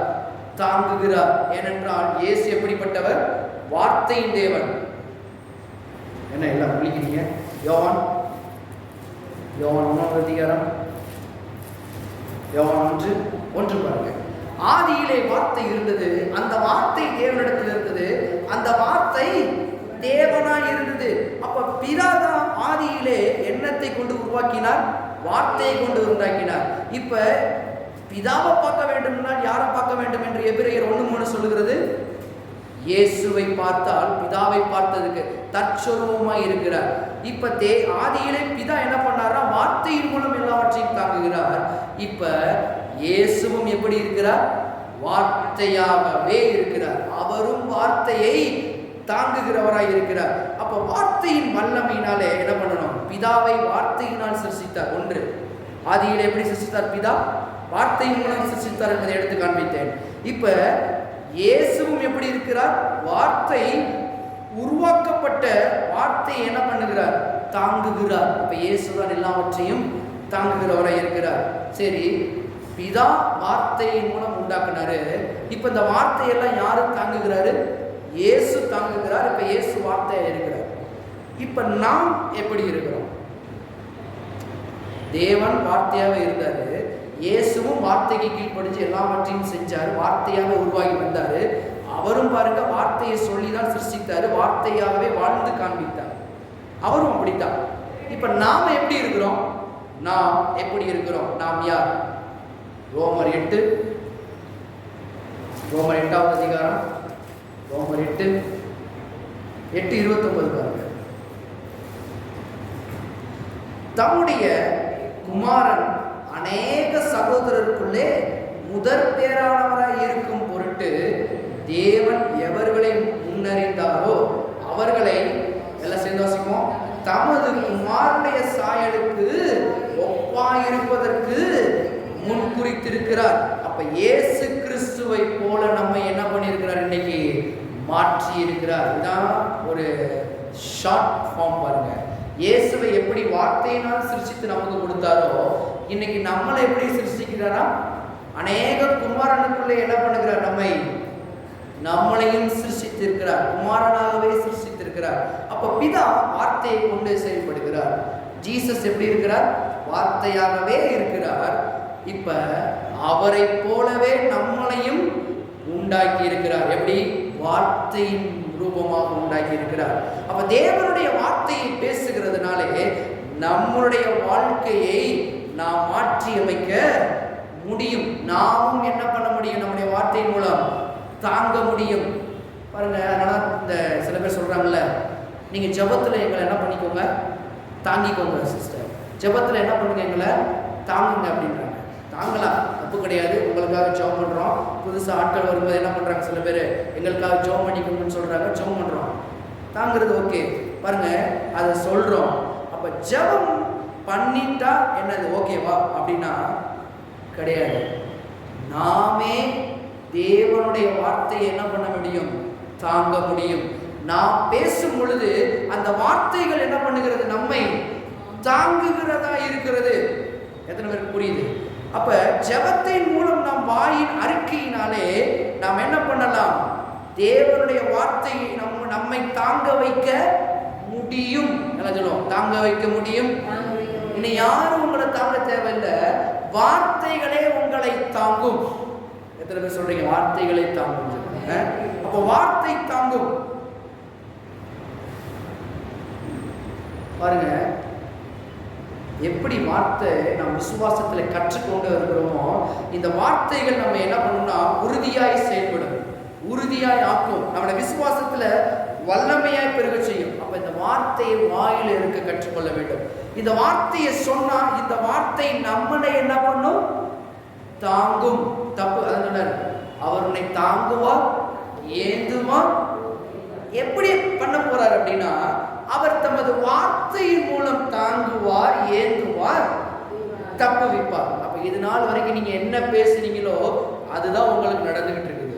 இனி மாற்றங்கள் வேணும் என்றால் தேவ வார்த்தையை நீங்க சொல்லும் போது அந்த வார்த்தை என்ன பண்ணும்? உங்களை தாங்கும். ஐயோ, என் அண்ணன் தாங்களையே, என் மச்சான் தாங்களையே, என் சித்தி தாங்களையே, என் மாமா, யாரும் வேணாம். தேவ வார்த்தை உங்களை தாங்க வல்லது. இன்னைக்கு ஒரு உறுதியா இதை பிடிச்சிட்டு பார்க்கணும். வார்த்தை தாங்க வல்லது. யாரும் தாங்க வேணாம். கர்த்தர் ஏந்துவார், தாங்குவார். அவர் தன்னுடைய வார்த்தையின் மூலம் தப்புவிப்பார். அதான் பாருங்க, ஒரு வயசான அம்மா வந்துகிட்டு இருப்பாங்க. அவங்க ஒரு நாள் பாருங்க, ரொம்ப நம்முடைய ஆரம்ப கால ஊழியத்திலிருந்து சில ரொம்ப எங்களுக்கு உதவியாக இருந்தவங்க வந்து இப்போ அந்த அம்மா இல்லை, ரொம்ப வயசானப்போ வந்தாங்க. அப்போ தான் ஆண்டவரை ஏற்றுக்கொண்டாங்க, இது பண்ணாங்க. அந்த அம்மா பாருங்க இந்த வார்த்தையெல்லாம் நல்லா பிடிக்க ஆரம்பிச்சிச்சு. பிடிக்க ஆரம்பித்த அம்மா பாருங்க, ஒரு நாள் வந்து அந்த அம்மா போய் அந்த அம்மா பேர் மேரி அம்மா. அந்த அம்மா பாருங்க வீட்டில் போய் தூங்கலாம். அவங்க என்கிட்ட சொன்னாங்க ஒரு தடவை வந்து, ஐயா என்னை ஐயா ஒரு நாள் வீட்டில் போய் தூங்கினையா, என் அத்தை இருக்கால அத்தை அப்படின்னு. நான் நினச்சேன் சரி உயிரோடு இருக்காங்க போல, யாரும் இருக்கிறாங்களா. என் அத்தை இருக்கால அத்தை, அவள் அன்னைக்கு பார்த்தீங்கன்னா என் கனவுல வந்து அவள் சொல்கிறா, வாடிம்மா வாடி, நீ என்ன கஷ்டப்படுற, என் கூடயே வந்துரு அப்படின்ற கனவுல வந்து அந்த அம்மா சொல்லிச்சா பாருங்க அவங்க அத்தை. இந்த அம்மா விசுவாசிக்கிற அம்மா பாருங்க, உடனே என்ன பண்ணுச்சா, அடி செருப்பால பிசாச ஓடுறியா இல்லையா பாருங்க. விசுவாசம் தான். ஆனால் அந்த கவனிங்க, வார்த்தைகளின் வல்லமையை புரிந்து கொள்ளும். இது ஏன் நான் சொல்றேன்னா, அந்த அம்மா என்கிட்ட சொல்றப்ப எப்படி சொல்லுச்சு அப்படின்னா, அதை விசுவாசத்தில் சொல்லுச்சு. எப்படி சொல்லுச்சுன்னா, அப்போ நான் சொல்லி கொடுத்தேன். அப்போ மரித்தவர்கள் என்ன பண்ணுவாங்கன்னா, இங்கே இருக்க மாட்டாங்க. மரித்தவர்கள் உடனே என்ன பண்ணுவாங்க, ஒன்று பேரடைஸ் இளைப்பாறுதல் ஸ்தலத்தில் இருப்பாங்க. தேவனை ஏற்றுக்கொள்ளாதவர்கள் எங்கே இருப்பாங்க, நரகத்தில் இருப்பாங்க. அவங்களுக்கு ஒரு இடம் ஆயத்தம் பண்ணப்பட்டது. இங்கே யாரும் இருக்க மாட்டாங்க. அப்புறம் எப்படிங்க நம்மளுடைய அவங்க இருக்கிறதெல்லாம் கரெக்டாக சொல்கிறாங்கன்னா, நம்ம மேலே சில ஆவிகள் இருக்கும் ரட்சிக்கப்படாதவங்களுக்கு. அது என்ன பண்ணணும்னா கேதர் பண்ணிக்கிட்டே இருக்கும் சில விஷயங்களை. அதனால அவங்க இறந்த பிறகு போய் எங்கேயாவது கொண்டு போய் ஏதாவது பண்ணிக்கும் போது அது என்ன பண்ணணும், அதே பைபிளே இருக்குது. மறுநாட்கள் இந்த விசுவாசத்தின் போதனை இருக்கும்போது விசுவாசத்தில் எதை நிறுத்தணும், எதை செயல்படுத்தணும் என்பதை காண்பிக்கிறேன். அந்த ஆவி என்ன பண்ணும், சகலத்தையும் எடுத்துக்கொண்டு போய் திரும்ப வந்து என்ன பண்ணணும்னா அப்படி சொல்லும். உங்கள்கிட்ட என்னென்னலாம் தெரியுமோ, அந்த அத்தை மேலே இருந்தது ஒரு ஆவி, அது என்னெல்லாம் தெரிஞ்சுக்கிட்டோ அதெல்லாம் கொண்டு வந்து இந்த அம்மாட்ட சொல்லிச்சா. இந்த அம்மாவுக்கு இந்த வசனங்கள் புரிஞ்சனால டக்குன்னு எந்திரிச்சு அடி செருப்பால பிசாசு ஓரியா இல்லையா அப்படின்னு இந்த அம்மா டக்குன்னு சொல்லி வச்சான். வார்த்தை டக்குன்னு வரல, ஆனா ஒண்ணு வந்துருச்சு, எதிர்த்து நில்லுங்கள் அவன் உங்களை விட்டு ஓடி போவான். என்ன வார்த்தை சொல்லணும்னு தெரியல, ஆனா உள்ளத்திலிருந்து ஒரு டக்குன்னு விசுவாசம் வந்துச்சு பாருங்க. அந்த அம்மா சொன்னது பாருங்க. அப்போ வார்த்தைகளின், எதுக்கு சொல்றேன் அப்படின்னா, வார்த்தைகளின் வல்லமை என்பது நாம் தேவ வார்த்தையை கொண்டு சிருஷ்டிக்க முடியும் என்பதை நான் சொல்லுகிறேன். அப்போ வார்த்தையை எடுத்து வாயில் வைத்து நாம் என்ன பண்ண வேண்டும், பேச வேண்டும். நிறைய பேர் நினைக்கிறாங்க ஒரே நாள்ல. அந்த அம்மா பாருங்க எதிர்த்து இயேசுவின் நாமத்துல, இனி நம்ம வந்து பிராக்டிஸ் ஆயிட்டோம். அதனால என்ன பண்ணுவோம், ஏதாவது காரியம் வந்துச்சுன்னா இயேசுவின் நாமத்துல பிசாசே ஓடிப்போ அப்படின்னா ஓடிப்போம். அந்த அம்மா பாருங்க அப்பதான் பழகுன அம்மா. அந்த அம்மா அதனால என்ன பண்ணிருச்சு, அடி செருப்பால, அது வந்து அதோடைய பாசனால கிராமத்தினால அப்படி சொல்லிடுச்சு. நீங்க இதை போய் என்ன பண்ணக்கூடாது, வீட்டில் ப்ராக்டிஸ் பண்ணக்கூடாது, அடி செருப்பால ஓடியா இல்லையா. நல்லா கவனிங்க. அப்ப ஒரே நாள்ல என்ன பண்ண முடியாது, மேலே வர முடியாது. நல்லா கவனிங்க. சில பேர் சீ பூம்பாங்கன்னு நினைக்கிறாங்க. இந்த விசுவாசத்தின் போது கேட்டோடனே என்ன வந்துடும் தெரியுமா, இப்போ உங்கள்கிட்ட என்ன ஓடுதுன்னு நல்லவா சில பேருக்கு, இப்போ போய் எல்லாத்தையும் செஞ்சிடலாம், எல்லாம் மாறி இருப்பாரு அவர் சொல்ற மாதிரி. ஒரு நாளுக்குள்ள நடக்காது. நல்லா கவனிங்க, வர முடியாது. சில பேர் சொல்றாங்க பாருங்க, என்கிட்டயும் வந்து ஒருத்தர் சொல்றான், நாங்கள் ரசிக்கப்பட புதுசுல அப்போ நாங்கள் சர்ச்சில் இருந்துச்சு, பாஸ்டர் விசுவாசத்தின் போதனையை போதிக்கிறார், சாப்பிட்றதுக்காக வெளியே வரோம். அவன் என்கிட்ட வந்து சொன்னது, பாட்டு பாடிக்கிட்டு, என்னடா பாட்டு பாடிக்கிட்டே உட்கார்ற அப்படின்னு. பாஸ்டர் என்ன பண்றாரு பார்த்தியா, சூரிய வம்சம் படம் மாதிரி தான், ஒரே பாட்டில் அப்படியே இன்க்ரீஸ் ஆயிடுவோம். நம்மளும் அதே மாதிரி தான் பாரு. சொன்னோம்னா வார்த்தை இனிமேல் நான் டப்பு டப்புன்னு சொல்ல போறேன், வாழ்க்கையில டக்குன்னு உயர போனேன்னா அத்தாடி தவறா கேட்டு தப்பா புரிஞ்சா வாழ்க்கை தப்பா போயிடும் அப்படின்றதுக்குள்ள மாறாது. வார்த்தைகளை கவனம் இருக்க வேண்டும் அப்படின்னு நான் சொல்றேன். அப்ப வார்த்தையை கொண்டு பேசும் பொழுது வாழ்க்கை என்ன பண்ணும்? மாறும். தப்பா புரிஞ்சா விசுவாசம் கொள்ளுன்றது என்பதையும் நான் எடுத்து காண்பித்தேன். தவறான விசுவாசம் கொள்ளும், சரியான விசுவாசம் உங்களை உயர்த்தும். அப்ப விசுவாச அறிக்கையிலே நாம் வெற்றியை எடுத்துக்கொள்ளலாம். எல்லாவற்றையும் அனுபவிக்க முடியும். விசுவாச வார்த்தைக்குள்ள, விசுவாச வாழ்க்கைக்குள்ள விசுவாச அறிக்கை இருக்கும். இதெல்லாம் ஒன்றோடு ஒன்று கலந்தது பாருங்க. எக்ஸாம்பிள் பாருங்க, தாவீது எதிர்த்து நிற்கிறான் கோலியாத். நல்ல கவனி, எல்லாருக்கும் தெரிஞ்சு கோலியாத்தை எதிர்த்து நிற்கிறான். ஆனா கோலியாத்தை பார்க்கறதுக்கு முன்னாடியே அவனுக்கு என்ன தெரியும்? வெற்றி அவனுடையது என்று தெரியும். அப்ப வெற்றியை பார்ப்பதற்கு முன்னாடியே அவன் என்ன சொன்னான் தெரியுமா? வார்த்தையை சொல்லிக்கொண்டே வந்தான், வார்த்தையை பேசிக்கொண்டே வந்தான். அவன் வார்த்தையை பேசுகிறான் பாருங்க. அப்ப விசுவாச அறிக்கை என்பது மனதை ஒரு ஒரு என்ன சொல்றது, ஒரு புதுப்பிக்கிறதா இருக்கிறது, எனர்ஜியை தரக்கூடியதா. இப்ப நான் சொல்லிக்கிட்டு இருக்கிறேன், இந்த வார்த்தை எவ்வளவு பேருக்கு ஒரு எனர்ஜியை தருகிறது. என் வார்த்தை மாறும், என் வாழ்க்கையை இப்படி மாத்தினா வாழ்க்கை மாறும் ஒரு எனர்ஜி எங்க இருந்து வருது? கர்த்தருடைய வார்த்தைக்குள்ள இருந்தா வருது. அதனால நிறைய பேர் சொல்றாங்க, என்கிட்ட இப்ப ஒரு ஸ்கூலுக்கு போனேன் கவுன்சிலிங்க்கு, நிறைய பிள்ளைகள் இருந்தாங்க. அந்த பிள்ளைகள் வந்து ஒரு சிஸ்டர் பாருங்க, அது என்ன 11th படிக்கிறது. அந்த பொண்ணு முன்னாடி வந்து சொல்லுது, ஆனால் நான் இது வரைக்கும் மோட்டிவேஷனல் ஸ்பீச் கேட்டிருக்கிறேன். மோட்டிவேஷனல் ஸ்பீச் என்ன தெரியுமா? நம்ம பண்ணலாம், நம்ம உலகத்தை சாதிக்கலாம், நான் இப்படி இருந்தேன், என்னால் முடியாது, சாதிச்சு காட்டினேன், உங்களால் சாதிக்க. இதை நான் என் 10th கேட்டேனே, அப்போ உற்சாகமாக இருந்துச்சு. கொஞ்ச நேரம் போனோன்னே என்ன ஆகுது? பலூன் என்னது, காத்தடிச்ச மாதிரி இருந்துச்சு. அப்புறம் என்னது, உசுன்னு போயிடுச்சு. ஆனால் இன்னைக்கு நீங்கள் சொன்னீங்களே, இதே கோலியாத்தை தான் அங்கே சொன்னேன். கோலியாத்தினுடைய எப்படி வீழ்த்தினானா எப்படி இருந்துச்சு. அப்போ நீங்கள் உங்களுடைய எக்ஸாமை எப்படி வீழ்த்துறது? சில பேருக்கு அது எக்ஸாம் கோலியாத்து மாதிரி தெரியுது, கோலியாத்து கிடையாது. அது நல்லது. அவங்களுக்கு பாருங்கள் வேறு விதமாக கற்றுக் கொடுத்தோம். அந்த பொண்ணு சொல்லுது, நல்லா சொன்னீங்க, உண்மையிலேயே எனக்கு ஒரு நாளில் நடக்காதுன்னு தெரியும், ஆனால் நீங்கள் சொன்ன மாதிரி நான் கற்றுக்கொள்ள போகிறேன், நீங்கள் சொன்ன மாதிரி என் வாழ்க்கையை நான் ஃபாலோ பண்ண போகிறேன் பாருங்க. அப்படி சொல்லி ஒரு சபைக்கு இப்போ போக ஆரம்பித்தேன். ஆயிரக்கணக்கான இருந்த பிள்ளைகள் மத்தியில் ஏதோ ஒன்றுக்கு என்ன பண்ணுது? வெளிச்சம் அடித்தது. நிறைய பேருக்கு அடிச்சிருக்கலாம், ஆனால் அந்த பொண்ணு வந்து சொன்னது எனக்கு ரொம்ப சந்தோஷமா இருந்துச்சு. அதே மாதிரி தான் பாருங்க, தேவனுடைய வார்த்தை நம்மளை உற்சாகப்படுத்துகிறதா இருக்கிறது. அதனால தான் பாருங்க, இங்க வந்து வார்த்தைகளை கேட்டோம்னா வாழ்க்கை மறுரூபமாகும் நிச்சயமா. அப்ப வார்த்தையை பாருங்க, ஒரு பிக்சரை கொண்டு வருகிறது. வார்த்தை என்ன பண்ணுதுன்னா, முதலாவது பிக்சரை கொண்டு வருகிறது. கல்லால் அடிப்பதற்கு முன்னால் தாவீது சொல்லால் அடிக்கிறான். அழகுங்க, கல்ல அடிக்கிறதுக்கு முன்னாடி அவன் என்ன பண்றான்? சொல்லால் அடிக்கிறான். வார்த்தையை வாயில ரிலீஸ் பண்ணுறான். அதனாலதான் நான் இன்னைக்கு சொன்னேன், வார்த்தைகள் எதிர்காலத்தை வடிவமைக்க முடியும். பாருங்க, அவன் கல்லால் அடிப்பதற்கு முன்னால சொல்லால் அடித்து வீழ்த்துகிறான். 1 சாமுவேல் தெரிஞ்சது ஒன்று பாருங்க. 1 சாமுவேல் 17 1 சாமுவேல் 17:44. 1 சாமுவேல் 17:44. பின்னும் அந்த பெலிஸ்தியன் தாவீதை பார்த்து, என்னிடத்தில் வா, நான் உன் மாம்சத்தை ஆகாயத்து பறவைகளுக்கு காட்டு மிருகங்களுக்கும் கொடுப்பேன் என்றான். பாருங்க, அவன் பெரியவன், ராட்சசன். பாருங்க என்ன மாதிரி ஒருத்தன். அவன் சொல்றான் தாவீதை பார்த்து, உன்னை ஒண்ணு இல்லாம ஆக்க போறேன் அப்படின்னு சொல்றான். இப்ப பாருங்க 45 பாருங்க. அதற்கு தாவீது, நல்லா கவனிங்க, அதற்கு தாவீது பெலிஸ்தனை நோக்கி, நீ பட்டயத்தோடும் ஈட்டியோடும் கேடயத்தோடும் என்னிடத்தில் வருகிறாய், நானோ நீ நிந்திக்கிற. என்ன மாதிரி வார்த்தை பாருங்க.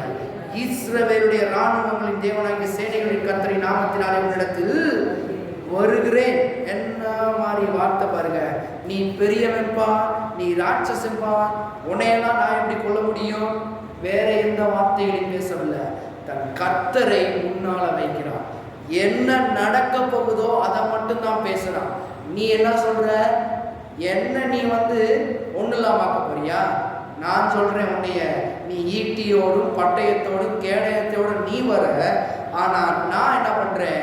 நீ நிந்தித்த இஸ்ரவேலுடைய இராணுவங்களின் தேவனை சேனைகள் கர்த்தரின் நாமத்தினாலே உன்னிடத்தில் வருகிறேன். இப்ப 46 பாருங்க. இன்றைய தினம் கர்த்தர் உன்னை என் கையில் ஒப்பு கொடுப்பார். என்ன மாதிரி வார்த்தை பாருங்க. என்ன தோக்க போறோமா ஜெயிக்க போறோமா எதுவுமே தெரியாது. ஆனா பாருங்க, இவன் எப்படி கொல்ல போறான்னு தெரியாது. இவனுக்கு இராணுவங்களின் பழக்கமும் கிடையாது. எப்படி வீழ்த்த போறான்ற எதுவுமே கிடையாது.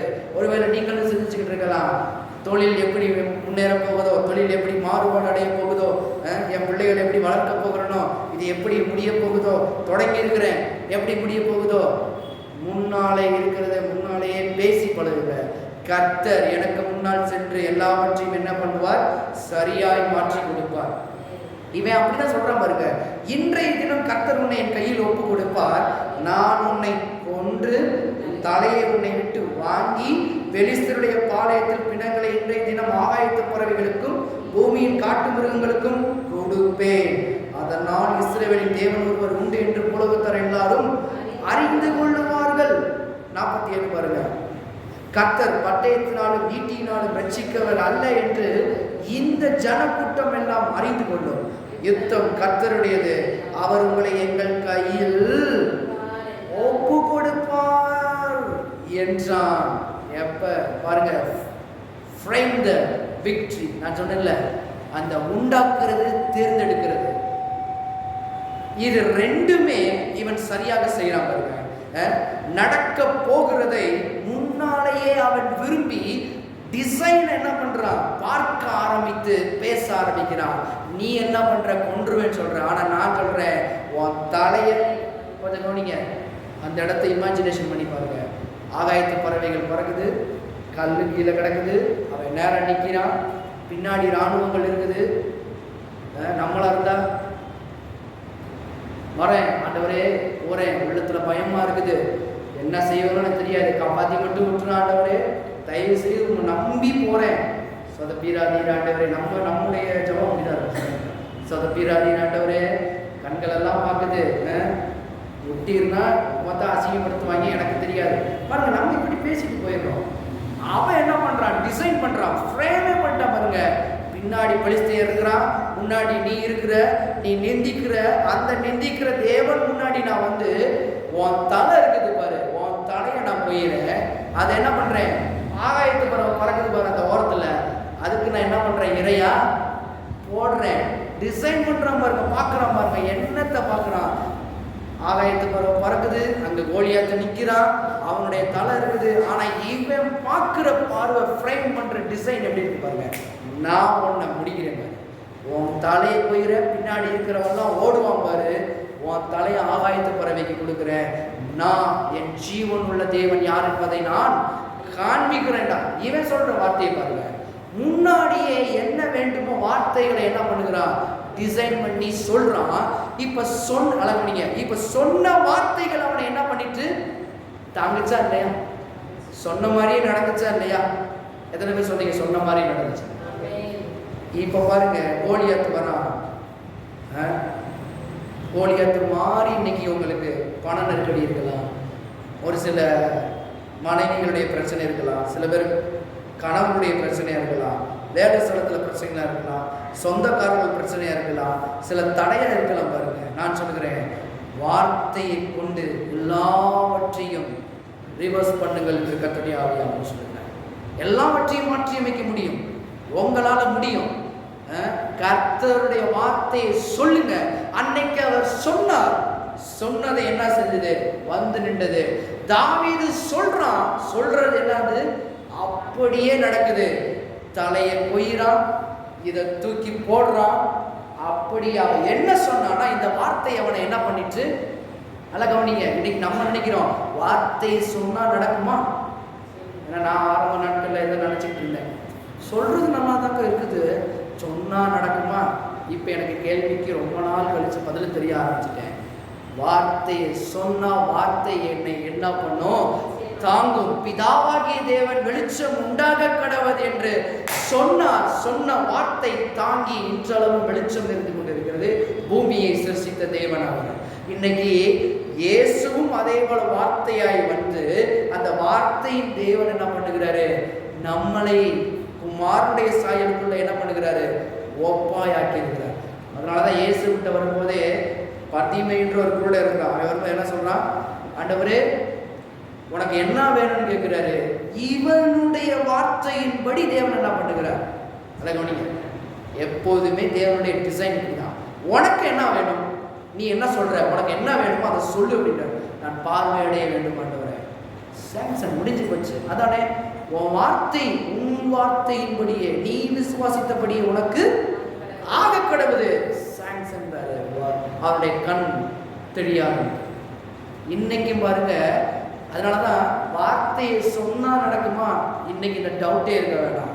வார்த்தையை சொன்னால் வார்த்தை தாங்கும். அன்னைக்கு கோலியாத்தை வீழ்த்தியது தாவீதினுடைய இலிருந்து வந்த வார்த்தை அவனை வீழ்த்தியது.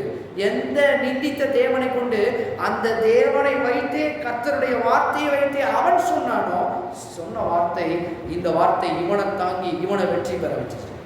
அது மட்டும் இல்ல, சூனேம்ன்ற ஒரு ஊர் இருக்குது பாருங்க, எல்லாத்துக்கும் தெரியும். இது ஒன்று. அங்க ஒரு சுனேமியால் இருக்கிறார். பெற்ற தாய் ஒருத்தர் இருக்கிறா பாருங்க. அவருக்கு பிள்ளை ரொம்ப நாளாக கிடையாது. அங்கே எலிசா என்ன பண்ணுவார்னா, அப்பப்போ என்ன பண்ணுவார், அந்த நாட்களில் வந்துட்டு போவார். ஏற்கனவே நான் சொல்லியிருக்கேன். எலிசா அங்கே வந்துட்டு போகிறதுனால அவளுக்கு ஒரு வாஞ்ச பாருங்க. அவர் ரட்சிக்கப்பட்டவர். என்ன பண்ணுறா? இங்கே ஒரு வீடை கட்டுவோம். மேலே அவருக்கு என்ன பண்ணுவோம், இங்கே வரும்போது அவர் தங்கி கட்டும். அதுக்காக அவர் கணவர்கிட்ட கேட்குறா. அவர் கணவரும் சேர்ந்து இவங்களை ரெடி பண்ணியிருக்கிறாங்க. அப்பப்போ என்ன பண்ணுறாரு, இவர் வராரு, தங்கிட்டு போகிறாரு, எல்லாம் நடக்குது. அப்போ பாருங்க, அவர்கிட்ட சொல்கிறாங்க, கர்த்தர் உனக்கு என்ன வேண்டும்? நான் ராஜாட்ட பேசட்டுமா? உனக்காண்டி என்ன வேணும் அப்படின்னு கேட்குறான். அப்போ சொல்லுது, எனக்கு ஒன்று வேண்டாம், நாங்கள் நலமாக இருக்கிறோம். இவருடைய விசுவாசம் மாதிரி எவ்வளவுமே கிடையாது. நான் வரக்கூடிய நாட்களில் ஒன்று எடுத்து காமிக்கிறேன். ஒரு சில வார்த்தையை மட்டும் இன்றைக்கி நான் சொல்லி இப்போ உங்களுக்கு உங்கள் மனசில் பதியிட்டு வருது. இவன் நிறைய வார்த்தைகளை சொல்கிறா. அதில் ஒரு வார்த்தை அற்புதமான, நாங்கள் நலமாக இருக்கோம். எப்போதுமே அவள் நெகட்டிவாக பேசுகிறவங்க கிடையாது. ஸ்திரீகளே கவனிங்க, நீங்கள் நெகட்டிவாக பேசுகிறாங்களா? இவளை குறித்து இன்று அறிந்து கொள்ளுங்கள். பாசிட்டிவாக பேசுகிற வார்த்தை வராது, நடக்காது, வைக்காது, விளங்காது, என் குடும்பம்லாம் உருப்படாது. சில பேர் சொல்லுவாங்க பாருங்க, அவங்க குடும்பம் உருப்படாத மாதிரி கணவர்மார் குடும்பத்தையும் சேர்த்து இழுப்பாங்க. ஊரில் போகிற குடும்பத்தையும் சேர்த்து இழுத்துக்குவாங்க. அவன் குடும்பம் உருப்படுமா, உன் குடும்பம் உருப்படுமா, நான் வந்தேன் பாரு இங்கே, உன் குடும்பத்தை மாதிரி என் குடும்பம் பிரச்சனை. ஏன்னா அப்படிதான் இருக்குது. கணவன்மார் என்ன பண்ணுவாங்க, உன் குடும்பம் அப்படியா, என் குடும்பம் அதை விட 2 பேரும் முடிவாத்தி 2 பேரும் போக வேண்டியதான், போ கழுது. இல்லை இல்லை இல்லை இல்லை, நீங்கள் இப்பொழுது தேவனுடைய பிள்ளைகளாக இருக்கிறீங்க. உங்கள் வார்த்தைகள் கவனமாக. நல்லா வாழ வேண்டும் விரும்புகிறீர்களா? வளர வேண்டும் என்று விரும்புகிறீர்களா? உயர எழுப்ப வேண்டும் என்று விரும்புகிறீர்களா? சுனேமியாவை கொடுத்துருப்பார். இவர் இருக்கிறார். என்ன வேண்டும்னு கேட்குறாரு. ஒன்றும் வேண்டாம், நல்லா தான் இருக்கிறோம், இனி ஆளை விட்டா போகுது சாமி அப்படின்னா. இப்போ இவளுக்கு இவ சொல்கிறத பாருங்க. அப்போ நேச பக்கத்தில் இருக்கிறவன் வந்து என்ன ஊழியக்காரன் வந்து சொல்கிறான் பாருங்க, அவள் பிள்ளை இல்லாமல் இருக்கிறான். ஓ அப்படியா, சரி. இதே அடுத்த மாதத்தில் நான் வந்து உன்னை மீட் பண்ணும்போது என்ன நடக்கும், உனக்கு பிள்ளை உண்டாகும். எனக்கு நேரம் எடுத்திருக்கேன், அபத்தம் சொல்ல வேண்டாம், என்னை ஆளை விட்டா போதும் சாமி அப்படின்ற அவ. இனிமேல் இடத்தை நான் போட்டுக்கிட்டு தேவையில்லாத காரியம். இல்லை இல்லை இல்லை, நான் சொல்கிறேன், அடுத்த மாதம் இந்த இதில் தேதியில் வரும் உனக்கு பிள்ளை உண்டாகும். இப்போ பிள்ளை பிறகுது. இப்போ பாருங்க, 2 ராஜாக்கள் 4 ரொம்ப ஒரு அற்புதமான ஒரு வார்த்தைகள். 2 ராஜாக்கள் 4:23 பாருங்க. அப்பொழுது அவன், இது அமாவாசையும் அல்ல ஓய்வு நாளும் அல்லவே, நீ இன்றைக்கு அவரிடத்துக்கு போக வேண்டியது என்ன என்று கேட்க சொன்னான். அதற்கு அவள், எல்லாம் சரிதான், நான் போக வேண்டி இருக்கிறது என்று சொல்லி அனுப்பி. இது எப்போ நடக்குது? இந்த வார்த்தைகள் ஏன் இதை சொல்றாங்க அப்படின்னா, அவருடைய பிள்ளை பெற்றெடுக்கிறா. கிட்டத்தட்ட ஒரு 12 வயசு இருக்குது. இப்போ அந்த 12 வயசுல என்ன ஆகுதுன்னா, அவன் சொல்றான் பாருங்க, எப்பா நம்ம வீட்டில் இருக்கிற மாதிரி தான், எப்போதுமே நம்ம அப்பான்னு கூப்பிட்டா யார் சொல்லுவோம், போடா அவங்க அம்மா உள்ள இருக்குடா, போடா அவனை எங்க போடா, ஏன்டா வராதுடா, உங்க அம்மா இருக்கிறா, அவன்கிட்ட போய்க்கோ, எல்லாத்தையும் கேட்டுக்கோ. அதுதான் ஒரு நாள் சொன்னாராம். ஒருத்தன் கேட்டான பாருங்க, அப்பா அண்டாட்டிக்கா உக்கானா, போடா அவங்க அம்மாட்ட போய் கேள்றா அப்படின்னு. அவர் பழக்க தோசத்திலே டக்குன்னு சொல்லிட்டார், அப்படா அவங்க அம்மாட்ட தாண்டா இருக்கும், போய் கேட்டுக்கலாம். எதை சொன்னாலும் உங்க அம்மாட்ட தாண்டா இருக்கும். அந்த மாதிரி இவனும் பாருங்க, அம்மா எனக்கு தலை நோகிறதப்பா அப்படின்னா, தலை வலிக்குதுப்பா, போடா அம்மாவனே அவங்க அம்மா அங்கே தான் இருக்கா, போடா தயவு செய்து அங்கே போடா. எல்லாரும் திருப்பி ஒரு ட்ராக் ஆகுதான், போடா அம்மாவனே அப்படின்னா இவனும் போகிறான், மடியில் உட்காடுறான், இறந்து போகிறான். எப்படி இருக்கு பாருங்க, என்ன வார்த்தைகள் இருக்கும். இவன் வந்து கேட்டிருப்பான், இவனும் இல்லை எல்லாருமே இருக்கிறாங்க, ஒரு வார்த்தை கூட பேசாம இந்த வார்த்தைகள் அத்தனை நான் போக வேண்டி இருக்கிறது என்று சொல்லி எல்லாம் சரிதான். அந்த 23வது வசனத்துல ஒரு வார்த்தை வருது பாருங்க. அதற்கு அவள் இவள்கிட்ட கேட்கிறான், இது என்ன ஜபம் இருக்குதா, ஜப போறியா, எப்ப எதுக்கு போற அப்படின்னு.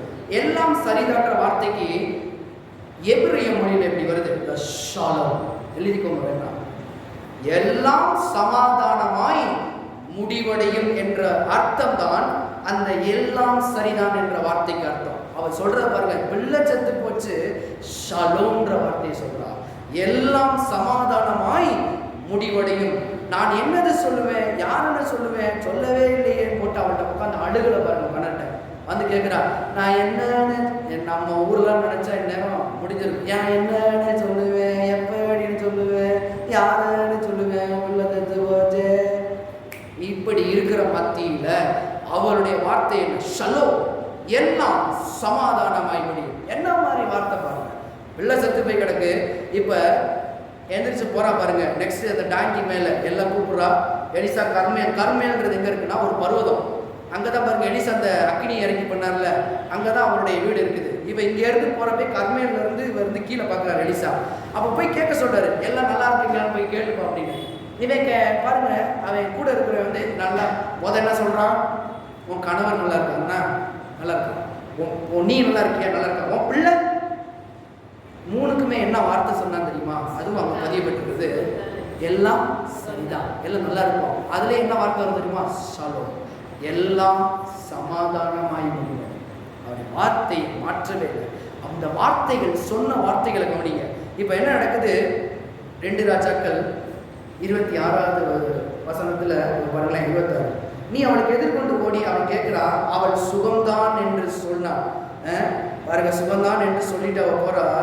என்ன வேணாலும் சொல்லியிருக்கலாம், ஐயா தேவையில்லாம வந்தீரே, என்னை இப்படி போட்டு பண்றீரே, என்ன வேணாலும் சொல்லியிருக்கலாம். பாருங்க, அவ சொன்னது எதுவுமே மாத்தல, வார்த்தையை மாத்தல, எல்லாம் சுகம்தான். இதுக்காகத்தானே நான் இருந்தேன், தேவையில்லாம வந்து என்னையும் கூட உசுப்பேத்தி விட்டு, என் கணவரையும் உசுப்பேத்தி விட்டு, குழந்தைய கொடுத்து குழந்தைய எடுத்துட்டு, நீனா எப்படிப்பட்டவர், கூப்பிடுவோங்க ஐயா உங்க எலிசாவை, 4 கேள்வி நறுக்குன்னு கேட்டு போகலான்னு தான் வந்தேன். நம்மளாட்ட வேற மாதிரி சொல்லியிருக்கோம். அவ கேட்கறத பாருங்க, எல்லாம் சமாதானமாய், எல்லாம் நல்லா தான் இருக்கிறோம், ஒன்றும் பிரச்சனை இல்லை, மாத்தல பாருங்க எந்த வார்த்தையும். இப்போ அவன் போய் வந்து கோலை கொண்டு போய் எலிசா கொடுக்க சொல்றான், மேலே வைக்கிறாங்க, எல்லாம் சுகமாகல, சரி நானே வரேன்றான். இப்போ அவனே வரான், மெற்று மேலே படுக்க போட்டுக்கின்றான், எல்லாம் படுக்கிறாங்க. இப்போ பிள்ளை துண்ணி எந்திரிச்சிச்சு. இப்போ அவன் வந்து என்ன பண்ணுறான், அப்போதான் அவனுடைய அப்பா உள்ள வராரு பாருங்க. அவங்க அப்பா உள்ள வந்து கேட்குறாங்க, எங்கே போனீங்க, என்னாச்சு அப்படின்னு கேட்குறாங்க. அப்போ கூட என்னது, இவன் தான்ப்பா பக்கத்தில் நைட் உட்காந்து பேசியிருப்பாங்க 3 பேரும். செத்தவன் எங்க இருக்கிறான், செத்தவனா, அவன் அவன்கிட்ட வந்து தூங்க தானே வந்தான், இது எப்போ நடந்துச்சு, எனக்கு தெரியாம நீ வந்து போயிட்டு வருங்க, என்னென்னமோ வார்த்தைகள் ஓடி இருக்கும். இவன் வருங்க, இவன் செத்தான், ஆனா என்ன பண்றான், உயிரோடு இன்னைக்கு இருக்கிறான். ஷலோம், அவன்கிட்ட அதான் சொல்லியிருக்கான், ஷலோம், எல்லாம் சமாதானமாய் முடிவடையும். அப்ப நான் சொல்லுகிறேன், எதிர்காலத்தை தேவனுடைய வார்த்தை நீங்க சொல்லும் போது அந்த வார்த்தைகள் உங்களை தாங்க வல்லது, தப்புவிக்க வல்லது. அப்ப நீங்க சொல்லுங்க, எது இல்லையோ வார்த்தையை சொல்லி பழகுங்க, வார்த்தையை சொல்லிக் கொண்டே இருங்க. அந்த வார்த்தை உங்களை தாங்கும், அந்த வார்த்தை உங்களை தப்புவிக்கும். இது உறுதி பண்ணப்பட்டது. வார்த்தையை சொன்னா நடக்குமா? நான் சொல்றேன், நடந்த காரியங்களை நான் சொன்னேன், 2 காரியங்களை சொன்னேன். தேவனும் இருந்தார், இயேசுவும் இன்னைக்கு அப்படிதான் இருக்கிறாரு. அவருக்குள்ள இருக்கிற நாம், குமாரனும் குமாரத்தியுமா இருக்கிற நாமும் இன்று அவ்விதமாவே இருக்கிறோம். சொன்னால் வார்த்தை தாங்கும், நம்மளை தப்புவிக்க வல்லது. ஆமென். எத்தனை பேர் விசுவாசிக்கிறீங்க? சொல்ல போகிறீங்க. வார்த்தைகள் மூலம் உங்க வாழ்க்கையை நீங்களே வடிவமைக்கலாம், டிசைன் பண்ணி கொள்ளலாம். ஆமென்.